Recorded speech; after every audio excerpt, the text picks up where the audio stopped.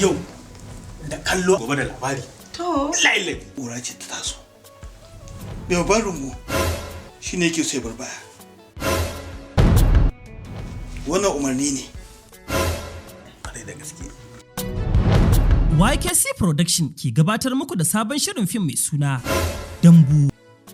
Labarin wani ɗan siyasa ne mai lakabin Dambu wanda ya sadaukar da rayuwarsa kacokan wajen tallafawa al'ummar da suka zaɓi ya wakilce su a zauren majalisar ƙasa. Dambu dai ya yi shuhura ta fannin gudanar da ayyukan da ido zai gani hannu ya taɓa, a hannu guda ga tallafawa matasa wajen sama musu ayyukan yi. Sai dai al'ummar yankin da Dambu ya fito na gab da tsintar talatarsa a Laraba, duba da yadda babban rumbu ke neman ƙaƙaba wanda zai gaje shi. Amma ba a yi wa Dambu adalci ba. Duk abin da zai zama musu da alkhairi ba za su yi shi ba, su dinga ɗaukan abun banza abun mafi suna saka shi a rayuwa.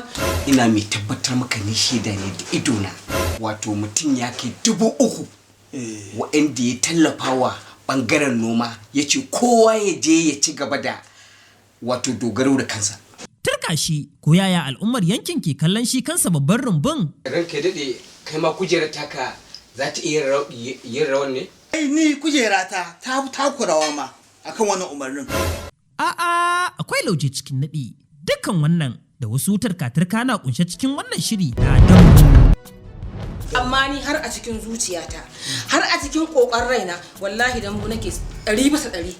A mazaɓata kimanin mutum 1,085 haka ya rarraba masu keken ɗinki. Shi fa mai babban rumbu fa ya fi ganewa a bashi bai sanya bayar ba, shi kuma wannan ya fi ganewa ya bayar. Hannunsa a buɗe yake. Hannunsa yake. Sai ma cewa yi ko shi mai babban rumbu ne zai zo da kansa ba ɗansa zai turo ba, ya fito da kansa gwamza baya tsoronsa kuma ya kada shi.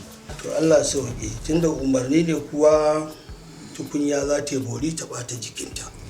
Domin kashe kwarkwatar idanunku da wannan sabon shiri mai suna Dambu, za ku iya zuwa shafinmu na YouTube YKC Hausa TV da kuma Akushi Media TV. Dambu, sabon shiri mai cike da turka-turka irin ta siyasa na kamfanin YKC Production.